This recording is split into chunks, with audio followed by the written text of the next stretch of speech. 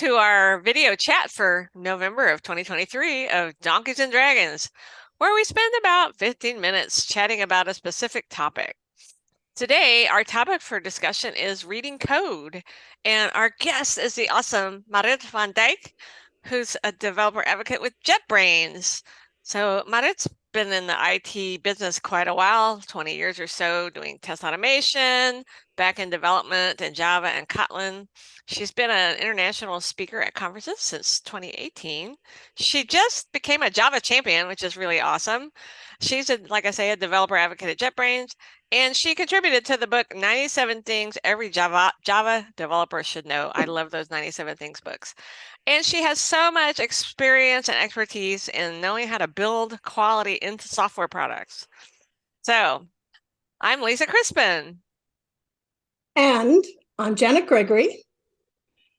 And our guest, Marit. Hi.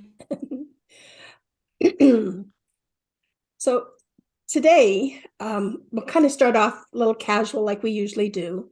Our topic is reading code for non-programmers, a little bit maybe. And I think it's really important to talk about. I think that recently it's even become more of a hot topic. I've seen several talks on it at conferences, and I've seen people putting on presentations to help others. I remember way back when being exposed to code for the first time when I was at university. I was a mature student, and all of these young people had already been coding in high school and everything else, but it was the first time I ever saw code, and I was overwhelmed at first, but I learned. And I actually programmed in COBOL and C for work. Later, as a tester, the application that I was testing was in Java, which is really quite a bit different than either of those other two languages. But, basic fundamentals are still there, like loops, strings, etc. I paired with programmers and was able to figure it out, enough to read and understand anyhow. But I was wondering, Marit, do you think it's possible for people to learn if they have no programming background, learn to read code? Maybe you could share some of your experiences in learning or relearning as well. Well, yes, I think absolutely people can learn to read code if they're interested. I also recognize that it can be overwhelming, like you said. And I think the first hurdle is to get past that and past the brain freeze of, oh my God, what is going on? This is too much. I can't do it, and just find a place to start. And I think Code Reading Club is or code reading exercises are one way to start. There's a Dutch professor of computer science education. Her name is Feline Hermans. And she teaches at the Vrije Universiteit Amsterdam, not too far from where I live. And she wrote a book called The Programmer's Brain that I have here. Shameless plug for the book. I'm not getting commission for that, but I absolutely love her work. And she came up with the idea of Code Reading Club, or rather someone pitched the idea to her because she was talking about how we teach programming, which is her research domain. And we learn programming, as I remember from university, by writing a lot of code and not necessarily thinking about, what would be a better way of writing code? How do other people write code? Mm-hmm. And then you join a team of developers, and all of a sudden you have a huge code base, and you have to figure out not just how to do the thing or make the changes that you're making or fix the bug that you need to fix, but also like, how does this code even work? Where does my change go? And basically trying to figure out the mental model of the person who wrote the code before you. Yeah. And she was talking about how reading code written by others, especially with explanations on why certain choices were made in that code, actually helps students to understand those concepts, and how weird it is that we don't use reading code when learning to write code, because reading code actually helps reinforce those concepts. So someone came up to her and said, so why don't we deliberately practice reading code. And that's how Code Reading Club was born. So they started a club where they do exercises on reading random pieces of code that they find lying around the internet, GitHub and such. They use like different programming languages, and they use structured exercises. And what those exercises will do, and she describes some in her book as well, is they will give you a place to start. So even if you have a piece of code that is completely overwhelming, you can always start by, take 1 minute. This is one of the exercises. It's called First Glance. Take 1 minute, look at the code, and note the first thing that you notice and why, and the second thing that you notice and why. And I've joined a code reading club myself, that Lisa is also part of, and have joined also other sessions, including one hosted by Felina. And what I've noticed when we do this exercise, and I find this really interesting, is people notice different things. Some people will notice something that is familiar. Oh, this gives me a hint of what this might be about. Some people notice things that are unfamiliar, meaning this is something that maybe I should look into or Google before going any further. But if you're completely overwhelmed by a piece of code, you can take 1 minute, have a look at it, just see what you notice and why, and that will give you a place to start. And makes it having something to do makes it slightly less overwhelming. So I really like that about those exercises. I like that example, and you touched on why you feel like it's important for people to do this. But when I joined the club, I was really surprised because, like, you've been writing code for many years. Are there specific skills you were hoping? You mentioned mental models. Are there specific skills that you wanted to gain by learning the code reading techniques? And, why is it so important to you? I don't think it's necessarily about specific skills, although some of the exercises you can use for some specific pieces of code. One that we've used in our code reading club uses a model that Felina also describes in her book on the different roles of variables. So if you have code that uses a lot of variables, where maybe a lot of data is used, or you filter out data, variables can have different roles. For example, you can have a variable that is just a counter. If you have a for loop, often the counter is I in Java anyway. So you have a counter that just counts how many times you went over the loop.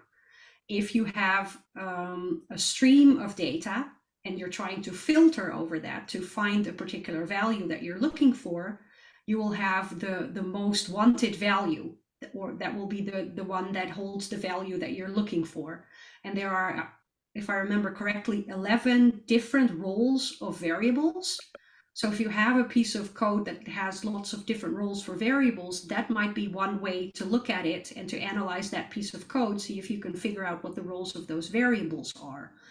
Or if you're looking at a larger code base, what the roles of classes are in relation to each other. How do they help each other? How do they use each other? So yes, it can give you some particular skills of things that you can use. On the other hand, I think also just getting the practice of different ways that you can look at the code, seeing what you notice, seeing what other people notice. I found it really interesting how different people in the group with different backgrounds and different languages that they normally use notice different things, or sometimes the same things. But also it made me more aware of the things that I notice, and maybe the things even that I would notice implicitly, but by discussing it with others, you notice, or you become more aware of the assumptions that you make while reading code. And I think that practicing that skill you can take back to, reading code on the day job when you're trying to figure out a piece of code. That makes so much sense. You mentioned a few really important things there, but I'm going to grab one. You talked about variables and the importance of variables. If we think about that for testers, I think variables are important because that's how we help to define tests and test data. Yes. So you talked about the code reading club, which I might have to try. But would you recommend testers who don't know how to write code being able to join a club, or anybody? Why should they join? Well, if you're interested in reading code, or reading code is part of your job, which definitely it is for developers, but also it can be for testers, depending on the type of tester that maybe you are. But if you're even remotely interested in trying to figure out what the code does, then I would definitely recommend joining a code reading club. Or even if you want to, as a non-developer, get more of a feel of how coding works, or how programming works, I think it can still be interesting to join a code reading club. Good. I think we have time for one more question. So I'm going to kind of, Lisa, you have one question I know that you were dying to ask. Well, yes. So you work for JetBrains. I'm a longtime fan of IntelliJ and RubyMine. And to me, as a tester, when I started, people saw programmers starting to use IDEs. I'm like, well, that's practically writing the code for them. But these days, so what do IDEs do to help you read and understand code? And then also these days we have these assistants, which I think IntelliJ may have built into it, like Cody or Tab9s, that one of the things you can do with those is ask it to explain code, or you can even ask ChatGPT. So do these things, are those similar? Like, how does what your IDE can do versus what you can learn from a code reading club? How are those different? There are several parts to that question, so I'm Yeah. gonna Sorry. What can IDEs do? What can AI assistants or LLMs do? So obviously, yes, thanks for mentioning our IDEs. I'm a big fan myself, even before I joined JetBrains. So yes, the point of IDEs is that they can help you through the development process. When I was learning Java in university over 20 years ago, IDEs were just starting to be a thing, and they weren't nearly as good as they are now. So, the upside that I remember is you were able to just run your code without having to compile it and then run it on the command line. So already a win. Making it slightly easier, but they didn't have all of the code suggestions and refactoring tools and all of that we have these days, or excellent debuggers. And yes, they can help you write the code, but you still kind of have to figure out how you want to write the code. They just make it easier for you. If you know what you're doing, you still kind of need to understand what you're building, I think. And then so we do have the AI assistant, which currently isn't bundled with IntelliJ IDEA, but we have a plugin that you can use, which has the option to chat with it, like with ChatGPT. So you can ask it questions like, explain this code base to me, which can be very useful. Yes. If your code base is a good example of a lot of code bases out there. Of course. Because of course LLMs are, a variation on statistics, and we all know lies, damn lies, and statistics, and now we have LLMs. So if you have a code base that is an example of how a particular technology or framework is generally used, it will get it generally correct. If you have a very specific library, for example, that does a very specific thing and isn't like a lot of code bases out there, it might get it spectacularly wrong. Meaning you have to feed it more proper information to kind of guide it in the right direction, meaning you already have to kind of understand this code base. But it also has a lot of other useful features, like explain this commit to me. So if you want to know, you can already in your IDE see, oh, this line was last changed as part of this commit, and then go to that commit, see what other changes were made in that commit, which other files were touched, see the commit message and all of the information about that commit. But you can also ask the AI assistant, can you explain this commit to me?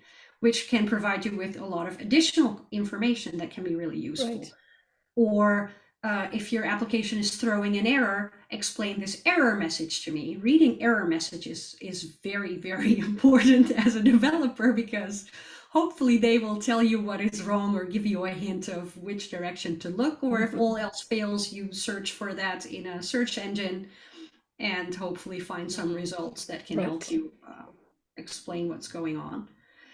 But on the other hand, I don't think that using AIs or LLMs or any of these tools means that we no longer have to understand the code that we write, or even using IDEs that can help us with suggestions and code completion, etc., doesn't mean that we no longer have to understand the code that we write, because once we commit the code, we own it. So we have to still understand what it does. We can't just ask an AI assistant, hey, write this code for us, copy paste it blindly, and just hope for the best.